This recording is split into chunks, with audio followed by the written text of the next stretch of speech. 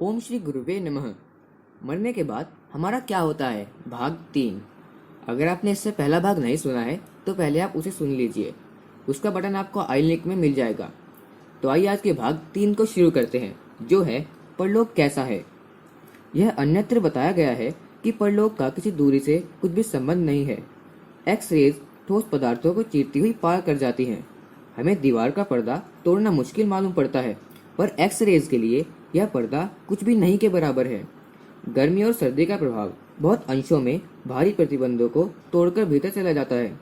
इसी प्रकार सूक्ष्म तत्वों के लिए स्थूल वस्तुओं के कारण कुछ बाधा नहीं पड़ती। हवा और समुद्र पृथ्वी के चारों ओर भरा हुआ है, पर हम उसे चीरते हुए जहाँ फिरते हैं हमें वह भान भी नहीं होता कि हम हवा के बीच इसी प्रकार भाग दौड़ रहे हैं जैसे पानी में मछली। संभव है कि मछली भी पानी में ऐसे स्वतंत्र घूमती हो जैसे हम हवा के समुद्र में घूमते हैं। मृत आत्माएं सूक्ष्म तत्वों की बनी हुई हैं, इसलिए वे ईथर तत्व की भांति चाहे जहां आ जा सकती हैं। उसके निवासी स्वेच्छानुसार चाहे जहां भूमि, जल, पर्वत, ग्रह, नक्षत्र आदि के बीचों बीच या ऊपर नीचे भी रह सकते हैं और अपने रहने के लिए सब प्रकार की सुविधाएं वहां जुटा सकते हैं। यह जानना चाहिए कि मृत प्राणी के साथ उसके विचार, स्वभाव, विश्वास और अनुभव भी जाते हैं। घरों में रहने, कपड़े पहनने, भोजन करने की क्रियाएं जीवित मनुष्यों को जीवन भर करनी पड़ती हैं, इसलिए उनके यह विश्वास सुदृढ़ हो जाते हैं। यह बात एक साधारण मनुष्य के विचारों के बाहर की है कि कोई मनुष्य बिना घर, वस्त्र और भोजन के भी रह सकता है। जैसे विश्वासों के कारण सूक्ष्म शरीर और इंद्रियां उत्पन्न हो जाती हैं, वैसे ही विश्वासों के आधार पर परलोकवासी के लिए ग्रह, वस्त्र, आहार विहार की व्यवस्था भी हो जाती है। वे समझते हैं कि हम घरों में रहते हैं, कपड़े पहनते हैं और भोजन करते हैं। यह सब पदार्थ उनकी भावना स्वरूप होते हैं। यदि कोई परमहंस सन्यासी निर्जन वन में वस्त्र रहित और कंदमूल फल खाकर निर्वाह करता हो तो उसका परलोक भी वैसा ही होगा। भूत प्रेत किन्हीं विशेष स्थानों पर ठहर जाते हैं, किंतु साधारण क्रम में चलने वाले प्राणी स्थान संबंधी बंधन में नहीं बनते। वे एक स्थान पर रहते हैं, किंतु वह स्थान चाहे जहाँ हो सकता है। साधारणतः कोई प्राणी लिंग परिवर्तन करने की इच्छा नहीं रखता। शरीर संबंधी अयोग्यताएं परलोक में हट जाती हैं और वे प्राय तरुण दशा को प्राप्त हो जाते हैं, क्योंकि यह अयोग्यताएं मन की नहीं वरन शरीर में कुछ समय की हैं।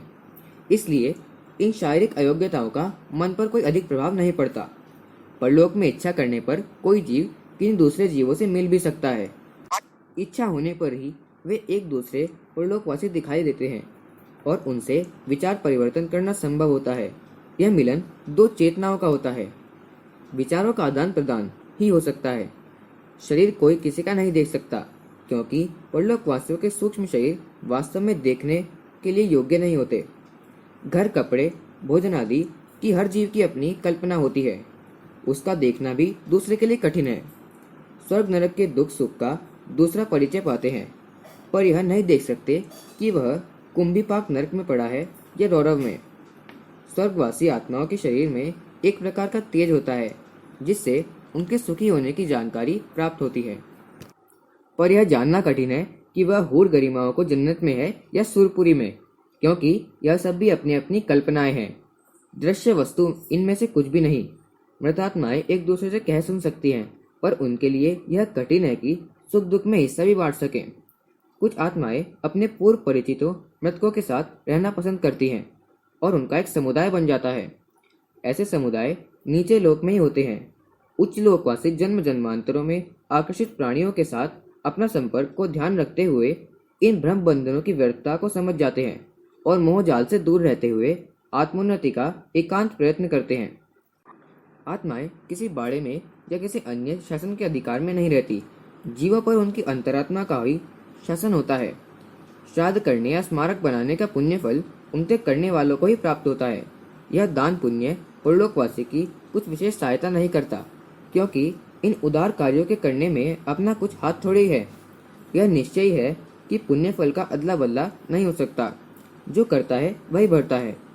फिर भी परलोकवासी जब यह देखता है कि मेरे लिए पूर्व संबंधी कृतज्ञता और उपकार के भाव प्रदर्शित कर रहे हैं, तो उसे संतोष प्राप्त होता है।